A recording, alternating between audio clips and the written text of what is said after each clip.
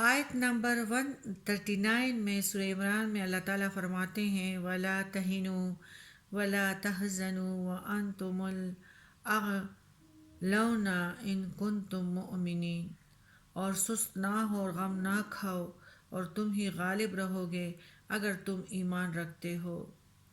لا تہنو، سست نہ ہو، اس کا معنی جس کے معنی سستی کے ہیں، مقصد یہ ہے کہ شکستہ خاطر اور افسردہ طبیعت نہ ہو۔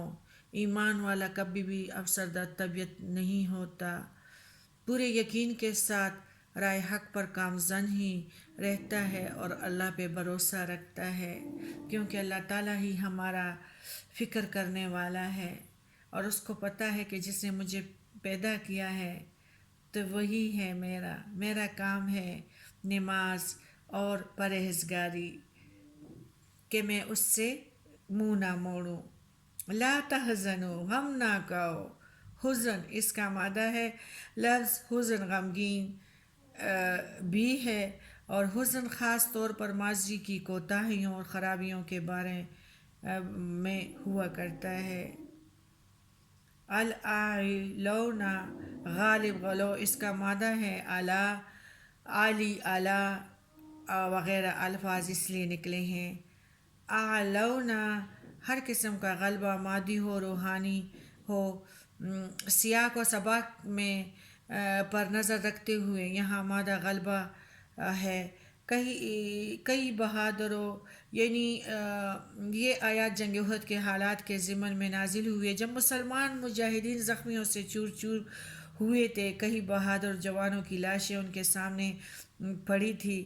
پیغمبر خدا حضرت محمد صلی اللہ علیہ وآلہ وسلم بھی زخمی ہو گئے تھے، اور ظاہری طور پر مسلمانوں کی کمزوری کے آثار نظر آ رہے تھے۔ ان حالات میں اللہ نے یہ پیغام امید نازل فرمایا: اے مسلمانوں، سختیوں سے گھبرا کر نا امید نہ ہونا، دشمنان دین کے ظالم کے مقابلے میں کمزوری نہ دکھانا۔ آخری فتح تمہاری ہی ہے اور انجام کار تم ہی غالب رہو گے۔ شرط یہ ہے کہ ایمان و یقین پر قائم رہو، اللہ کے وعدوں پر پورا یقین رکھتے ہوئے حضرت محمد صلی اللہ علیہ وآلہ وسلم کی تابعداری کرتے ہوئے جہاد میں ڈٹ کے رہو۔ اس خوشخبری سے مسلمانوں کے ٹوٹے ہوئے دل جو تھے وہ جڑ گئے۔ مجاہدین کے بازوؤں میں نئی طاقت اور ان کے ارادوں میں استقلال پیدا ہو گیا۔ کفار جو مسلمان پر چاہ رہے تھے اور یعنی بڑھ چڑھ کر حملے کر رہے تھے، مجاہدین اسلام کے اس نئے حملے کی نہ لا سکے، اسی طرح پسپا ہوئے کہ انہیں بھاگتے ہی بنے، یعنی عورتیں اور یہ سب کچھ جو تھے وہ ایسے بھاگ رہی تھی کہ ان کے پاس زیب نظر آ رہے تھے، اور یہ جو اپنے ساتھ لے کے گئے تھے کہ ہمیں گھروں کی فکر بھی نہ ہو اور عورتوں کی وجہ سے ہم تو اس طرح یعنی جو جب مسلمانوں میں طاقت آ گئی تو پھر ان کی عورتوں بھی گھاٹیوں پہ بھاگ رہے تھے اور یہ بھی بھاگ رہے تھے مشرکین مکہ۔ اس آیات میں ایک نہایت پرحکمت بات نکلتی ہے، یعنی یہ کہ دشمنان حق پر غلبہ حاصل کرنے کے لیے سب سے ضروری شرط ایمان کی ہے، خواہ مسلمانوں کی تعداد قلیل کیوں نہ ہو، سامان جنگ تھوڑا ہی ہو، تب بھی وہ اللہ کی امداد سے کفار پر غالب آ سکتے ہیں۔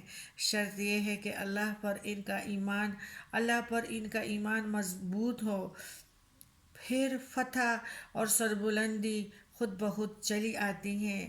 مومن اور کافر میں سب سے بڑا فرق یہ ہے کہ مومن کو سب سے زیادہ عزیز شے اللہ کی اطاعت ہے اور رسول کی محبت ہے، اور وہ ہر شے قربان کر کے کلمت اللہ کے لیے جہاد کرتا ہے۔ اس کے برعکس کافر کو ہر چیز سے زیادہ اپنی جان عزیز ہوتی ہے، یہ اندر سے بزدل ہوتے ہیں۔ اسے جہاں جان کا خوف پیدا ہو وہ بھاگ نکلتا ہے، لیکن ایک مومن جان کی بازی لگا کر اللہ کی راہ میں سر کاٹتا ہے، اس کے آگے کوئی طاقت نہیں پھر ٹھہر سکتی۔